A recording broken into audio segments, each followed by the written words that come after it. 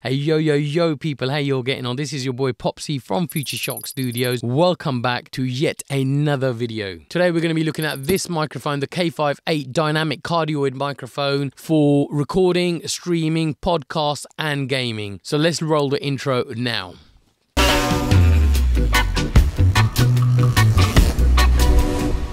The recording of my voiceover will be done with the K658 throughout this video. The beauty of this mic, it is a plug and play and you don't need any audio interfaces like I previously showed on my video. So I don't need my Apollo Twin X. As you can see from the cabling at the back, there's a USB-C that runs straight into my MacBook Pro. The other is a jack so I can at least monitor what the sound is like when I want. So let's just do a quick unboxing and see what comes in the box.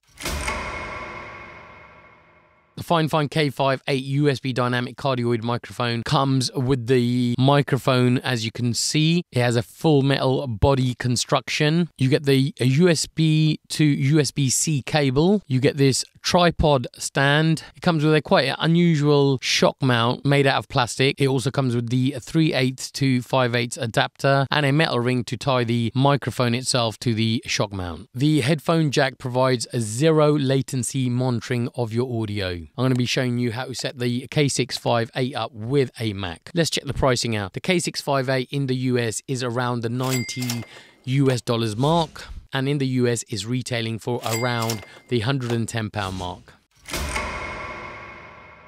So go into Apple System Preferences and you get this window. Then you press the sound button or the logo, which will give you this window. There you can see the output. The Fifine K658 starts showing. I'm going to move from the universal audio to the Fifine. And the input, I'm going to change to the Fifine K658 microphone. You got your noise level, and I'm going to set it to, I would say, just under 50% or close to 50. And that set it up. Then I always go back into Logic to name my track so I know what I'm talking about. I always like to give it a bit of a microphone, and then I'm going to arm the track for ready to record. Hit that record button and you're recording away, and that's how simple this microphone is to set up to record with Logic. I've been using the K658 and doing various tests on it for the past week. The beauty of this mic is it's built to be used right off the bat. So as already mentioned, you do not need an XLR cable for this microphone because the USB-C is going to go straight into the back of the mic and it's going to go straight into my MacBook Pro. The recording on this mic can be done by Windows, on your Mac, with your Android phone, with your iPhone and an iPad, or even a PlayStation console. What I quickly found is the K658 isn't a fragile phone. With a full metal bodied construction, I think it's quite a durable mic. Though this K658 comes with a metal stand, which is actually of good quality, Fifine do recommend that you use a scissor arm boom stand to put the mic on. I think it just gives you better position anyway. The thing with USB microphones that sometimes I don't like is you still have to use the gain knob on here, the gain dial I should say, on the microphone as well as on your Mac or your Windows system that you're using. So with the microphone, it's a full metal construction. As you can see at the bottom of the mic, it's got these RGB lights around here, which gives it quite a nice touch for gamers and people that are, I suppose, into RGB, and I'm probably one of those people that are into my RGB lights. You've got a round dial to set your gain volume. Within the round dial, you've got this touch sensitive mute button that turns green when you're live and it's recording, and it turns red when it's being muted. On the rear of this, you've got a RGB on-off switch. I'm pressing that RGB light on switch on, off, and I think it looks pretty cool actually, to be honest. Right, just moving on. My headphones aren't going into any headphone jack into my audio interface. It's actually going into the back of this microphone, which gives you low latency live monitoring of your audio. Fifine are recommending that you use this approximately 5 to 6 inches away from your mouth just to get the best sound possible. And I think that Fifine have raised the game with this microphone. Aesthetically, it looks really nice. Not too keen on the shock mount, but apart from that, it's very well built, it's gonna last, and it feels very durable as well. So just a quick note, I have had the air conditioning on throughout this recording. The noise rejection on this microphone is pretty good. I'm gonna keep quiet for a second so you can hear any background noise.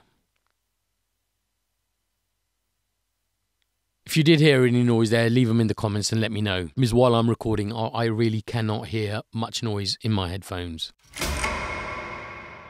Okay, let's just quickly look at the specs on this microphone. The Fifine 658 Dynamic Cardioid Microphone. It's a dynamic microphone with a unidirectional polar pattern. Frequency ranges 70 Hz to 15,000 kHz. Sensitivity is -50 to +3 dB. The sound to noise ratio is -70 dBA. With the microphone, you get a Type A to a Type C USB cable. You get a headphone jack for monitoring in real time and with low latency. Mute button and LED indicator has an on-off switch. On the rear of the mic, you have a RGB button which turns the RGB lights on and off. Color of the microphone is black. And Fifine also give the K658 Dynamic Cardioid Microphone a 2-year warranty. Let's begin by doing a plosive test on this microphone. This is a plosive test with the Fifine K658. Peter Piper picked a peck of purple peppers. This is a plosive test without the wind chill. Peter Piper picked a peck of pickled peppers. Peter Piper picked a peck of pickled peppers. Let's do a proximity test. So at the moment we are around 4.5–5 inches away. Let's bring the microphone closer. So this is a test on the Fifine 658. This is a test on the Fifine 658. And now I'm right up close here. Let's do an off-axis rejection for the Fifine 658. I'm going to turn it 45 degrees towards yourselves. So this is a off-axis rejection on the Fifine 658. Now I'm speaking on the rear end of the K568. I'm doing a off-axis rejection test on the K658 microphone. I'm just going to bring it back. I'm going to bring it back. It's coming back now. And we're back into our usual. Oh yeah, before I carry on, if you haven't already subscribed to the channel, please do. It helps the channel out a lot and I do appreciate it. Thank you. So before I continue, I want to do one more test on this microphone just to show you how this microphone sounds in comparison to using a microphone on your camera on your iPhone. This is a voice test using the microphone on my Canon camera. This is a voice test using the microphone on my Canon camera. This is a voice test using the microphone on my Canon camera. I've just switched the K658 back on, so you can clearly see there's a massive difference on using the microphones on your iPhones, on your DSLR cameras, using a professional recording microphone like I am now.